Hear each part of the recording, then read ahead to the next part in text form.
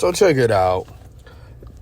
There's a recent press clipping that says that there is a new Suge Knight biopic that's in the works. And reportedly it will be laid out like BMF. Now, the question is, do we really want to see this shit? I don't know about you, my fans, my audience, my listeners, but I'm going to say that's a double dose of fuck no. I don't want to see a motherfucking Suge Knight biopic. And the fact that they marketing it to say that it's going to be laid out similarly to BMF, man, with BMF, the reason why they can pull that off is because there was a bunch of untold story there that people relatively don't know. The public, by and large, knows the Suge Knight story. All right, we've been inundated and immersed in it. With BMF, these are guys who started off in Detroit, a Midwestern city. And we see things that are out of Detroit, right? Like New Jack City was based off of Young Boys Incorporated that was a group of drug dealers out of Detroit. But by and large, Midwestern stories, man, they really don't get told as opposed to stories from New York, LA, and shit, even Miami, I would say. All right. So there's a lot that is not known to the public, right? We never, unless we read the books, we never knew the BMF story. We never knew how they started. We never knew anything about the Lamar character, any of that. For the most part, we've seen the Suge Knight story play out. We know that he started off being a bodyguard for Gladys Knight, and that's how he went and learned the story. And I mean, Vlad TV, man, has interviewed everybody literally that had any fucking thing to do with that. When it comes to BMF, the only person that I've seen really cover BMF is Al Prophet, okay?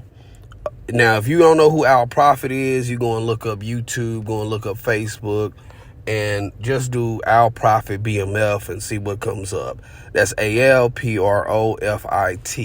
Now, we don't really want to see Suge Knight go and get Dr. Dre's sloppy seconds, get his leftovers, and start fucking on Miss Chalet.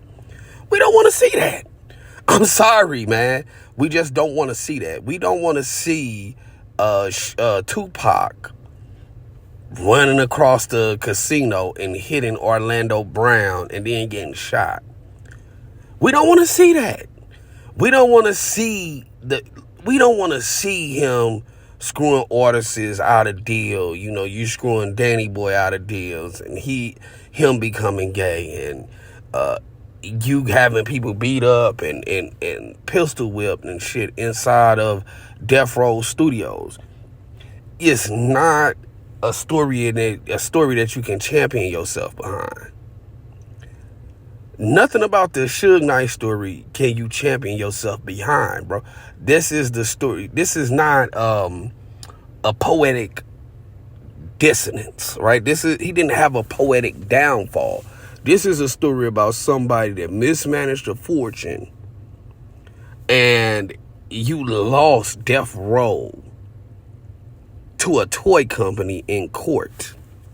Okay, he lost the label of Death Row in court to a toy company. Like, this is a tragedy. It's not a story, not an American underdog story of how you came from the gutters, how you came from the riches. There have been countless people who have came out who have said Suge didn't have to do business that way. He didn't have to be like that. He chose to be like this. This is somebody who had hundreds of millions of dollars, and he squandered it away by dumbass decisions. That's different than somebody who came from poverty. They had nothing and built a drug empire, and inevitably the drug empire came clashing down. Those are two completely different things.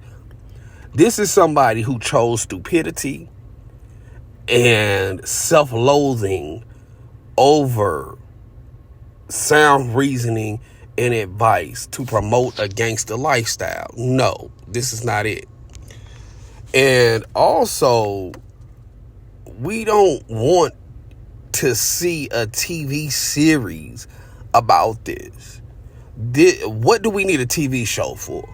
What do we need 6 seasons of Death Row for? When you think about this, right? What makes a good biopic is several of the members then died off, right? Lady of Rage, they still alive. Snoop Dogg just performed at the Super Bowl. Dr. Dre just performed at the Super Bowl. All of these people just performed at the Super Bowl. Really, if we really want to be honest about it, we don't want to see a Suge Knight documentary or a Suge Knight biopic. We would rather see a Dr. Dre biopic. If you really want to be honest about it, there's a lot of story to tell with Dr. Dre, okay? About how he was a member of the world-class wrecking crew, and he was just a DJ. Then from being a DJ, he learned how to pioneer and make beats that was like the most shocking shit, the shit that was sonically correct, that made Jimmy Iovine, a Jewish man, come over to him and say, damn, man, who mixed and mastered this? That's the story. Then he worked his way up to being worth $1 billion. Sold Beats by Dre to Apple for $2.4 billion. Walked away with like $800 million off the deal. And then gave money to USC and had a campus named after him. That's the story. Okay? But somebody who had millions of dollars, who came down to the set, lost money, went broke, right? Went to jail.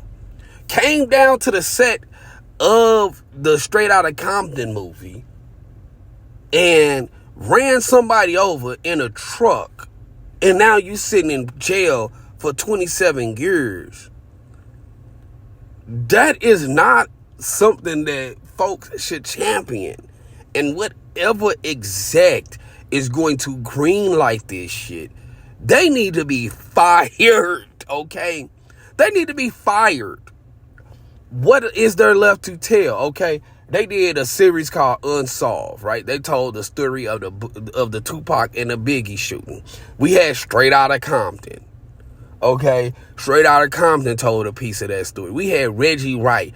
These motherfuckers have been doing interviews since the 90s on this same motherfucking story, on these same sets of events. Not only do we got Reggie Wright Jr., we got Reggie Wright Sr. that then came on Vlad TV, then told the story. We had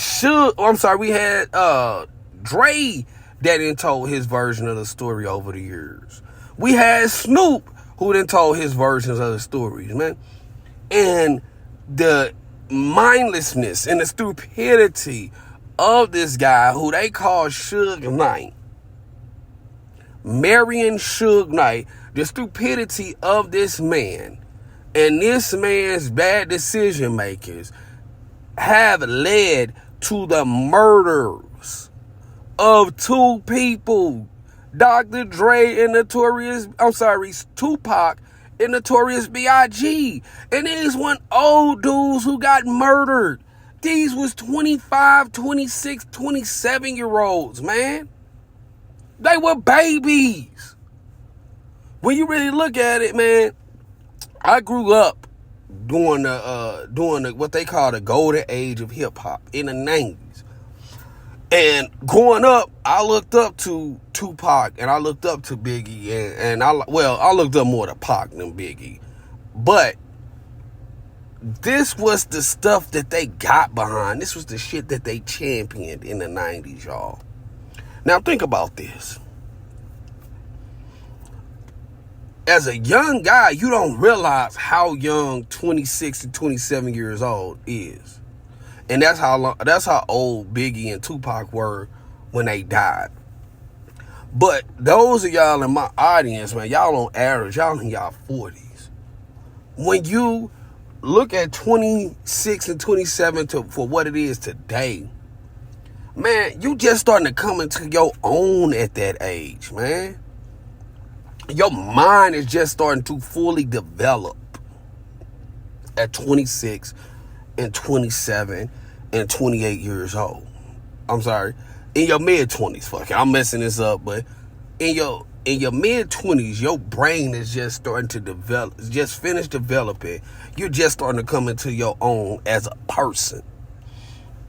So, Suge Knight, his doings and misdealings led to somebody who was a pioneer of hip-hop being killed. And they want to tell this story. Nigga, this is a tragedy. This is a Shakespearean tragedy. If somebody wanted to make this into a movie, cool. But I don't think that it should be a motion picture. Like, you shouldn't go to the movies to see it. This should be something that you go and see at maybe something like like a Lifetime movie or something, right? Because Lifetime is known for being hella dramatic. It's a Lifetime movie. But is it worth a motion picture? Hell no. A TV series? Fuck no. Dude, look at all of his contemporaries. The Bloods, Buntry, and Mob James. They like, man, Suge was a bitch ass nigga. Suge was only gonna be on that gangster shit if he had some real gangsters with him. But Suge by himself, he wasn't gonna be on none of that gangster shit. No. So, my point of saying all of this is that they gonna try to sell us this story about how he was this big time boss. But to whom much is given, much is required, and much you are responsible for. With that being said, he was responsible for the life of the people who work for him, his artists, I'm sorry.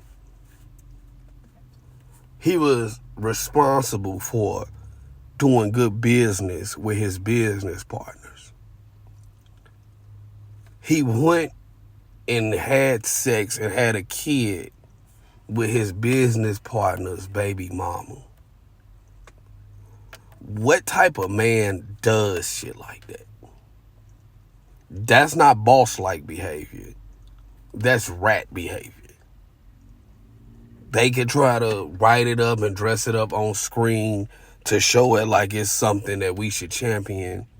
But no, none of Suge Knight's stupidity should be championed. But that's it for me, man. I thank y'all for tuning in to Opinionated News Network. I'm out. And one more thing. What is the moral of the biopic going to be? A nigga made a record label called Death Row. Now this nigga sits on death row. Don't nobody want to see that shit, man. But I'm gone, y'all.